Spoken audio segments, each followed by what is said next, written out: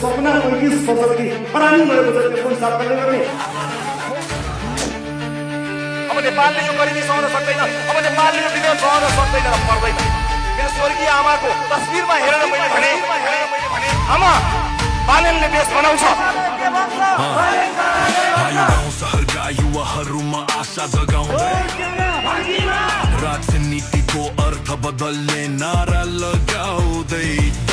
अहिले रगत लखपतिको सरकार लाज पचाएर अझै घिन पचाएर बसिरहेछ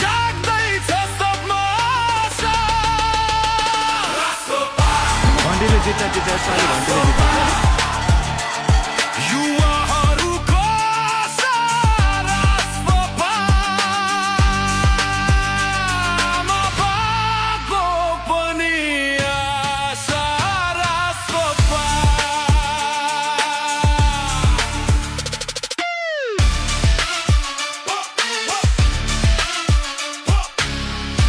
भाषण दू कि नहीं दू काम करे वाला आदमी से यहाँ काम दू हम काम कर दिखाए यो देशलाई छाती भित्र खोज्दै देश प्रेमी घन्टी मित्र बग्दैन अब रगतको थोपो जसरी पनि देश बनाउने थोको बेस्थितिको जरो उखाल्छौ